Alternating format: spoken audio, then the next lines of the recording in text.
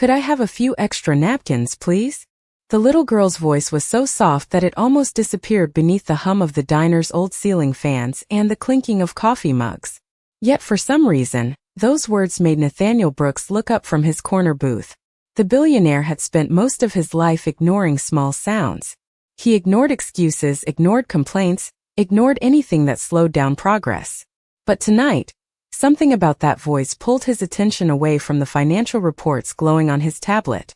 Outside, a cold November rain streaked across the diner windows.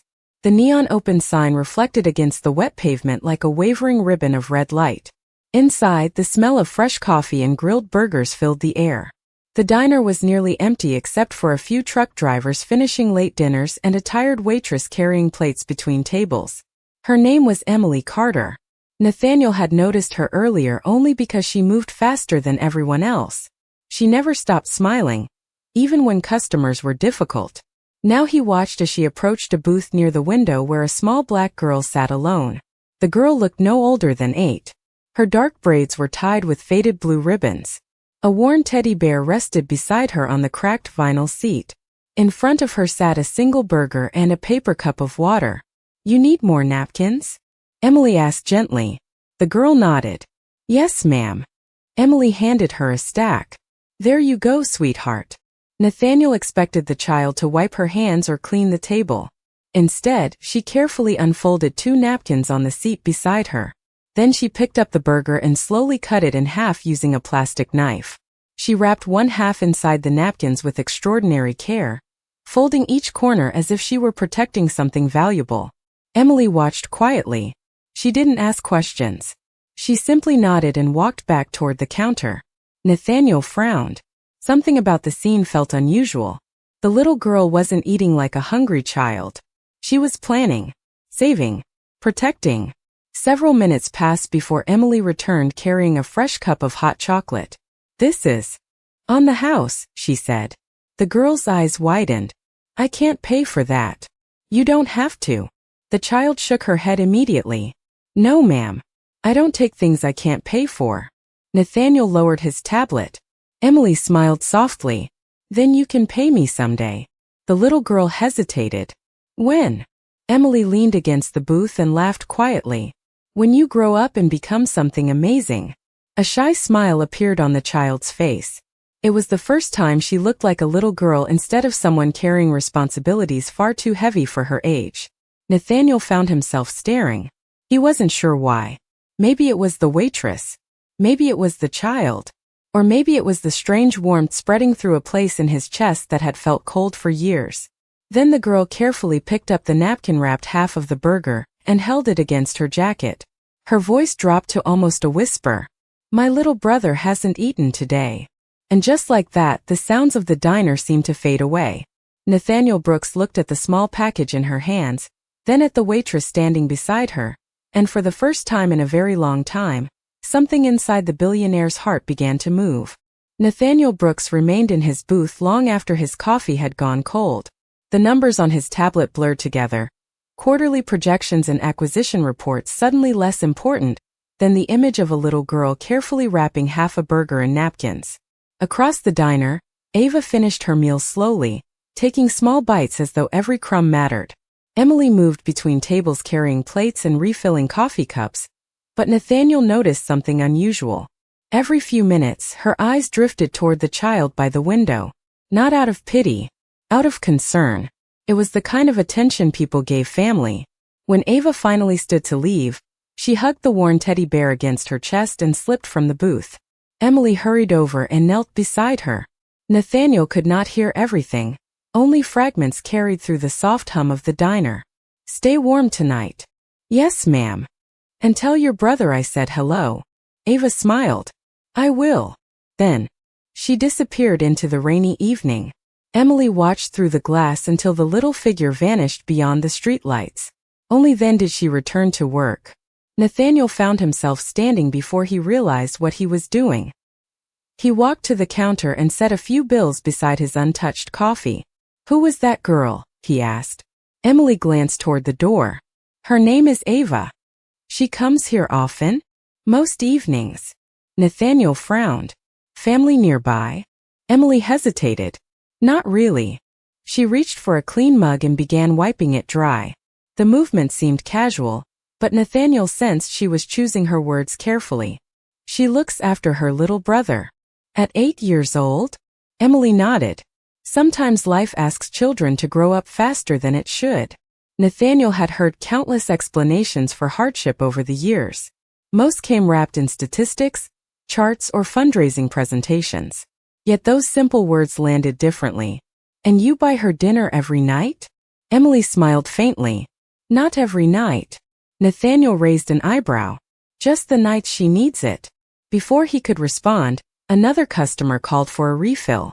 Emily excused herself and crossed the diner. Nathaniel should have left. He had a penthouse overlooking the city, meetings scheduled before sunrise, and responsibilities stretching across 3 states. Instead, he remained near the counter watching. Nearly 20 minutes later, Emily clocked out. Her shift was over. Nathaniel expected her to head home. Instead, she disappeared into the kitchen and emerged carrying a small brown paper bag. Curious, he stepped outside beneath the diner awning. Rain tapped softly against parked cars and shimmered beneath the streetlights. Across the street, he spotted Ava sitting alone on a bus bench. Emily approached her and handed over the bag. The child looked surprised. You already fed me. This is for tomorrow, Emily said. Ava immediately shook her head. That is too much. Emily laughed gently. It is a turkey sandwich and an apple. Still too much. Then do me a favor. Ava tilted her head. What? Help me not waste good food. The little girl considered this seriously. Before accepting the bag, Nathaniel watched something pass between them. It was not charity. It was respect. Ava was not being treated like a problem to solve. She was being treated like a person. As the city lights reflected off the wet pavement, Nathaniel realized he had spent years investing in buildings, companies, and opportunities. Yet he could not remember the last time he had witnessed a gesture so small carry so much dignity. And for reasons he could not explain, he found himself wanting to know more. A cold wind swept through the city the following evening, carrying the scent of rain-soaked pavement and distant traffic. Nathaniel Brooks told himself he had no reason to return to the diner. He had a private chef in his penthouse, reservations at the finest restaurants in Manhattan, and more obligations than most people could imagine. Yet shortly after 7 o'clock, he found himself pushing open the familiar glass door once again. The small bell above it chimed softly. Inside, everything looked exactly the same. The neon lights glowed against the windows. Coffee steamed from white ceramic mugs. Country music drifted quietly from an old speaker near the kitchen. Emily was carrying a tray of food toward a family seated near the back. When she noticed Nathaniel, she smiled politely and nodded. Nothing more. No special treatment.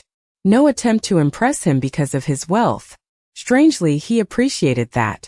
His usual booth was empty. He sat down and ordered coffee. A few minutes later, the door opened again. Ava stepped inside, clutching her teddy bear against her coat. The little girl looked tired, but her eyes brightened when she spotted Emily. Nathaniel watched carefully without meaning to. Emily brought over a bowl of soup and a grilled cheese sandwich. Ava thanked her and immediately folded her hands before eating. Then something unexpected happened. An elderly man entered the diner. His gray jacket was worn thin from years of use, and his shoes showed signs of countless miles. He moved slowly and quietly toward a table near the window. Nathaniel noticed him because almost nobody else did. The man ordered only a cup of hot water. Nothing else. Ava noticed him too. She looked down at her sandwich. Then she looked across the room toward the elderly stranger. Without hesitation, she picked up half the sandwich and wrapped it carefully in a napkin. Nathaniel recognized the gesture immediately. It was the same care she had shown the night before. After waiting several minutes, Ava slipped from her booth and walked over. The old man looked surprised as she placed the wrapped sandwich beside his cup. You forgot your dinner, she said softly. The man blinked. I think that belongs to you. Ava shook her head. I already had some. The old man smiled. Thank you, sweetheart. She returned to her seat before he could say anything else. Nathaniel stared at the scene in silence. The child had almost nothing. Yet she had given away part of her meal without hesitation. There was no audience, no camera, no expectation of reward, just kindness. Emily noticed what had happened and walked over to refill Nathaniel's coffee. "You saw that, did you not?" she asked quietly. Nathaniel nodded. "She gave away half her dinner." Emily smiled toward Ava. "That sounds like her." Nathaniel looked across the diner again. The little girl was dipping the remaining half of her sandwich into her soup, completely unaware that anyone had been watching. For the first time in years, Nathaniel found himself questioning something he had always believed. He had spent decades thinking generosity came from abundance. Yet sitting in that small diner was a child who seemed to prove the opposite. Somehow, the person with the least was giving the most. The image of Ava handing away half her sandwich followed Nathaniel Brooks long after he left the diner that night. It stayed with him during the drive home through rain-slicked streets. It lingered in the elevator that carried him to the top floor of his building. It even followed him into the silence of his penthouse, where floor-to-ceiling windows overlooked millions of lights scattered across the city. Usually, Nathaniel enjoyed the view. Tonight it felt strangely empty. The next morning began like every other. Meetings, reports, calls. Executives filled a conference room discussing expansion, plans and projected revenue. Nathaniel listened, but his attention drifted. Numbers that once excited him now felt distant. During a break, he found himself asking his assistant an unusual question. "Can you look into someone for me?" She blinked in surprise. "Of course." "Who?" "Emily Carter. She works at a diner downtown." By late afternoon, the information arrived. Nathaniel expected very little. Instead, he sat motionless as he read. Emily was 27 years old. She worked 6 days a week. She rented a small apartment in an aging building on the east side of the city. There were no luxury vacations, no hidden savings, no wealthy relatives, just bills. Medical bills appeared again and again throughout the report. Nathaniel frowned. He called his assistant back. "What are these expenses?" "Her mother," she replied quietly. "She has been receiving treatment for kidney disease for several years." Nathaniel stared at the screen. The monthly costs were staggering. Even for someone with a decent income, it would be difficult. For a waitress, it seemed almost impossible. Yet according to the report, Emily had never missed a payment. She worked extra shifts whenever she could. She rarely took days off. She had sold her old car 2 years earlier and relied on buses and long walks to save money. Nathaniel leaned back slowly. The report painted a picture he had not expected. Emily was not helping Ava because life had been easy. She was helping despite carrying burdens of her own. That evening, he returned to the diner again. The bell above the door chimed softly. Emily greeted customers with the same warm smile. Nothing about her suggested sacrifice. Nothing about her hinted at exhaustion. She moved from table to table with steady energy, making sure everyone felt welcome. Later, as her shift ended, Nathaniel watched from across the street. Emily walked 3 blocks through the cold carrying 2 grocery bags. She boarded a city bus and disappeared into the evening. For reasons he could not explain, Nathaniel followed. 30 minutes later, he stood across from a modest brick apartment building. Emily emerged from the bus carrying her groceries inside. Through a second-floor window, warm yellow light appeared. A few moments later, Nathaniel saw the silhouette of another woman waiting near the curtain. Emily stepped forward and embraced her. The older woman smiled. Even from a distance, he could see the affection between them. Nathaniel remained there for several minutes beneath the glow of a street lamp. The city moved around him. Cars passed. Wind rattled bare tree branches overhead. Yet all he could think about was a simple question. How could someone carrying so much responsibility still find room in her heart for strangers? For the first time, Nathaniel realized he knew everything about building successful companies and almost nothing about building a meaningful life. The following evening arrived with a sharp winter chill that sent people hurrying through the city streets with their collars raised and their hands buried deep inside their pockets. Inside the diner, however, warmth lingered in the air. The smell of coffee drifted from the counter. Soft music played from an old radio near the kitchen. Nathaniel Brooks sat in his usual booth, but tonight he had come with a purpose.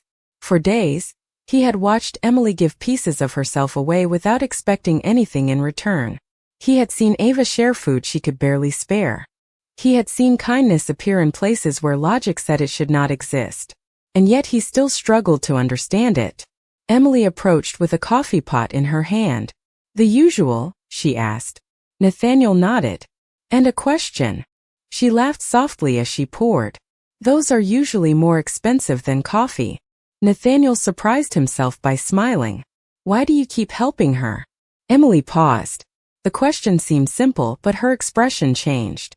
She glanced toward the window where Ava usually sat. The booth was empty tonight.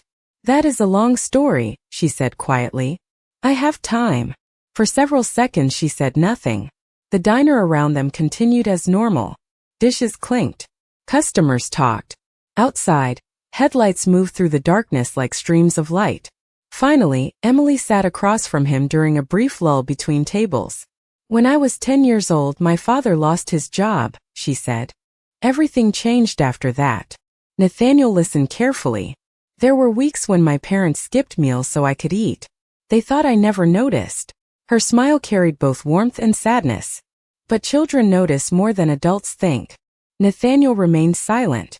Emily folded her hands together. "One winter things became especially hard.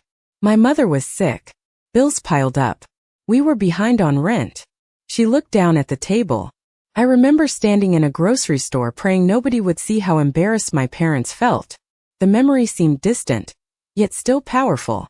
"Then what happened?" Nathaniel asked. Emily's eyes softened. "A stranger paid for our groceries." Nathaniel waited for more. "That was it. That was everything." She smiled gently. "The woman never asked for recognition. She never even told us her name. She simply helped and left." Nathaniel leaned back. "And that changed your life?" Emily nodded without hesitation. "It changed how I see people." For a moment neither spoke. Then Emily looked directly at him. "Most people think kindness comes from having extra money. It does not." Her voice remained calm. "Kindness comes from remembering what it felt like when you needed it." Those words settled heavily inside him. He had spent years believing solutions came from resources, influence, and strategic planning. Emily spoke as though the most important thing a person could give was understanding. A customer called her name from across the room. She stood and grabbed her order pad. Before walking away, she paused. "Ava reminds me of who I used to be," she said. "And I promised myself that if I ever had the chance, I would never let someone feel invisible." Nathaniel watched her return to work. For the rest of the evening, he could think of nothing else. Somewhere along the way, he had built an empire. Yet sitting in that small diner, he began to wonder whether the woman carrying coffee cups understood success far better than he did. Ava did not come to the diner the next evening. First, nobody thought much of it. The weather had turned colder, and heavy gray clouds hung over the city like a blanket. Emily glanced toward the window booth a few times while serving customers, expecting to see a small girl with blue ribbons and a worn teddy bear appear through the door at any moment. She never did. Nathaniel noticed it too. The empty booth seemed strangely out of place. The following night, Ava still did not come. Emily tried to hide her concern, but it showed in the way she kept looking toward the entrance every time the bell above the door chimed. Each time it was someone else. A delivery driver. A couple escaping the cold. A tired office worker ordering coffee before heading home. Never Ava. By the third evening, the worry had settled heavily over the diner. Outside, freezing rain tapped against the windows. Inside, the familiar warmth felt different somehow. Emily stood near the counter staring at the door for several seconds before realizing a customer had spoken to her. Nathaniel watched quietly from his booth. When her shift finally slowed, he approached. "She still has not come back?" Emily shook her head. 3 days. Her voice was softer than usual. "That is not like her." Nathaniel frowned. "Do you know where she stays?" Emily hesitated. "Not exactly. She never wanted help finding housing. She only talked about taking care of her little brother." She looked down at the counter. "I respected that." For a moment neither spoke. Then Nathaniel did something that surprised even himself. "Let us go find her." Emily looked up. "What? You are worried?" He grabbed his coat. And now I am too. 20 minutes later, they were driving through neighborhoods Nathaniel had never visited despite owning properties throughout the city. Streetlights reflected off wet sidewalks. Small convenience stores glowed beneath flickering signs. People hurried through the cold carrying grocery bags and umbrellas. Emily directed him toward places where Ava had occasionally mentioned spending time. A church that served community meals. A public library. A small playground near an apartment complex. Each place offered the same answer. Nobody had seen her. As the night grew later, Emily became quieter. Nathaniel could see the concern in her eyes. Finally, they stopped outside a community shelter near an old railroad overpass. Warm light spilled from the building onto the sidewalk. Emily stepped out first. Inside, volunteers moved between tables serving soup and hot drinks. She showed a photograph of Ava that she had taken months earlier during a birthday celebration at the diner. Several people shook their heads. Then an older volunteer paused. The little girl with the teddy bear? Emily's face brightened instantly. Yes. The woman nodded slowly. I saw her 2 nights ago. Nathaniel felt something tighten in his chest. Emily stepped forward. Was she okay? The volunteer glanced toward the window, where rain streaked across the glass. She was worried about her little brother. She said he was not feeling well. The room fell silent. Emily and Nathaniel exchanged a look. For the first time since beginning their search, they had a clue. And neither of them realized that what they were about to discover would change all 3 of their lives forever. The volunteer gave them directions to a cluster of temporary shelters beneath an elevated section of track on the far side of the neighborhood. By the time Nathaniel and Emily arrived, the rain had become a cold mist drifting through the air like silver fog. Rows of portable buildings stood beneath bright security lights, offering warmth to families struggling through the winter. Emily hurried ahead, clutching Ava's photograph in her hand. Nathaniel followed closely behind. They searched building after building, speaking with volunteers and residents. Most had not seen her. Then, near the last shelter at the edge of the property, Emily suddenly stopped. Through a small window glowing with soft yellow light, she saw a familiar blue ribbon. Her breath caught. Nathaniel, she whispered. He turned. Emily pointed toward the window. Inside, Ava sat on a folding chair beside a narrow cot. Relief washed across Emily's face so quickly that tears appeared in her eyes. She hurried toward the door and knocked gently. A volunteer opened it and smiled. You must be the people looking for her. Emily stepped inside. The room was simple but clean. Blankets were folded neatly along one wall. A small heater hummed quietly in the corner. Ava looked up and immediately froze. Miss Emily, she said softly. Before Emily could answer, Ava was already running toward her.